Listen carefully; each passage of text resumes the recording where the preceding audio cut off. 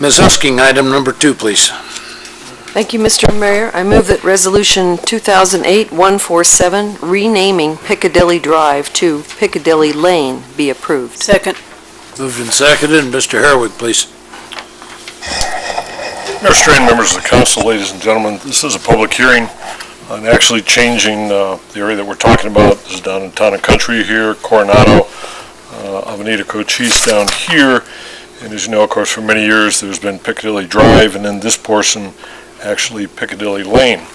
As part of the improved 911 system that the city manager was just talking about, it was noted because basically every lot in town, we're going back, the police department is working on checking the address, does it match with the street and so forth, and it was noted that there's 4 lots here that are highlighted in orange that are actually on what should be Piccadilly Lane, but we're addressed on Piccadilly Drive. So we're not actually changing the name Piccadilly Drive, it's simply changing these, so these 4 lots will have the suffix of lane, and then the drive will of course apply to these here.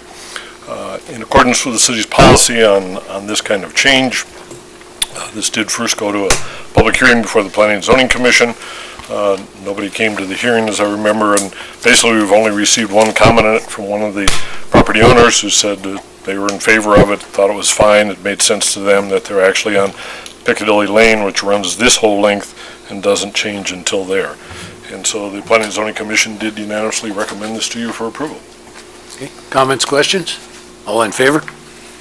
It's unanimous. Item number 3, Ms. Doctor.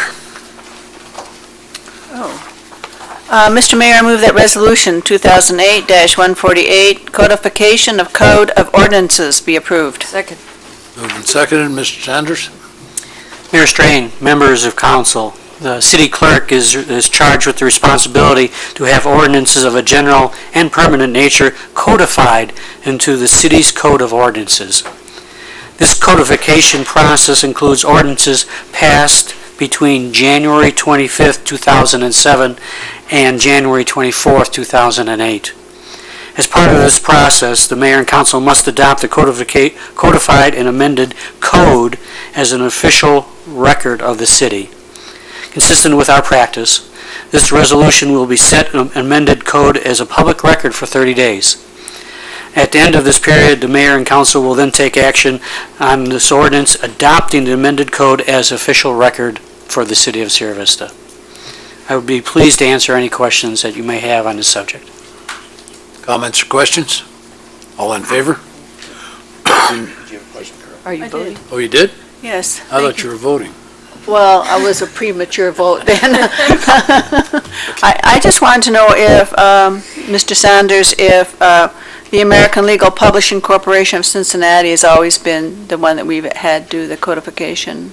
Council member Doctor, Mayor Strain, members of council, I honestly don't know. I think our city manager might have that answer.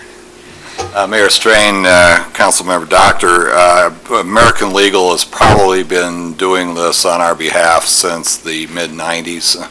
I was on staff at that point in time, and we did it on our own before that, and then we went to a codification service. So, and the process has worked very similarly since that time. Okay, good, thank you. I like the consistency of it, that's why I asked. I apologize. Any other comments? So, Mr. Mayor, I have one. When this is codified, if somebody has a question about an ordinance, do they come into the city and look through the book? Or does the city staff look up something for them? Or how is it? Is it a reference book by law, but is it also for citizens to be able to use as well? Well, absolutely, and it's online too, Councilmember Husking. So, Okay. The library.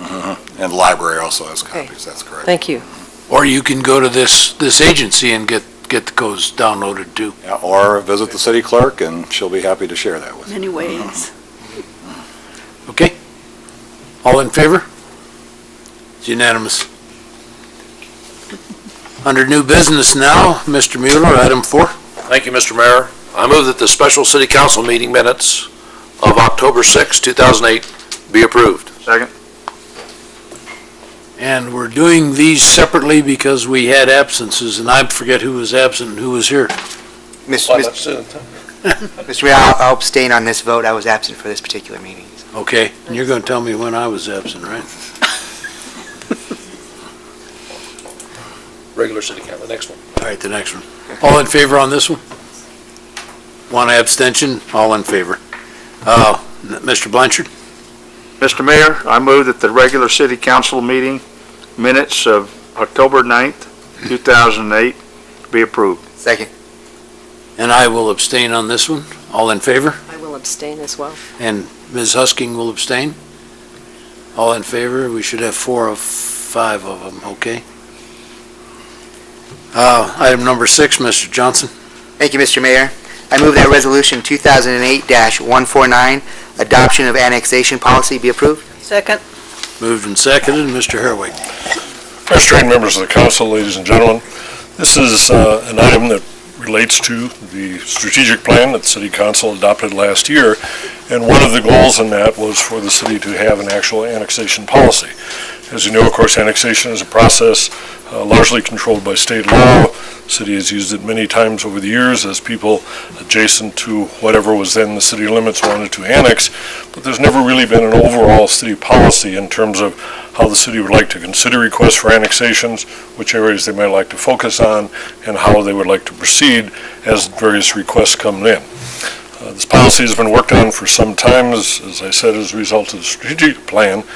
And before you this evening, it sets up 8 main areas. A couple of them are, instead of just, for example, if there's several properties adjacent to the city have an interest in annexing, to do those and the adjacent properties at once rather than just do a single property. To clarify, this is an issue we often discuss with the city attorney, to clarify legal non-conforming uses or developments that may be annexed into the city, clarifying that they have to have been legal in the county in order to be considered illegal non-conforming when they come into the city. Another one addresses the establishment of basically a steering committee. This would be from the police department, fire department, and so forth. And so when an annexation request is made, as the process would begin, the various departments would be able to sit down, look at this, and start putting together their thoughts and comments in terms of the impact on possible future services, so that when we first report on it to the council, we might have some of those ideas. Another area is to, of course, focus on, let me switch over to a map here, to focus on enclaves. This has always been, I think, an area that was of interest, if I get it the right way here, of interest to the current and past councils, that the various areas that are enclaves within the city be a focus area, and so when requests from annexations come in from those areas, that's an area that would particularly be a focus. And then in the outlying areas, that largely the focus would be on undeveloped land, the land held here, the former Bella Vista properties to the northeast, some of the state land immediately to the east of the city, and again, some of the state trust land down here, as opposed to the developed areas to the south and to the east of the city. There would also be a policy to basically update this map every several years, bring it back to the city council, determine if these are still the focus areas that are of interest to the council, and also to clarify, we've had this come up occasionally, and so the policy would clarify that the interest would be in annexing an area before it's developed, like these undeveloped properties here, or after the development has basically been approved and taken place in the county. We've occasionally run into the difficulty where a property was in the middle of a development process that began in the county, and then as code issues came up, there was enough difference in some cases between the city and the county code, which one would actually apply when maybe a development issue took place. So the idea here is really to take many of the ideas that the council and the community have had for some time in terms of how to carry out the annexation process and finally have a written document, so when people ask us about it, these are actually the policies the city would like to follow. This, of course, was reviewed by the city council at a work session.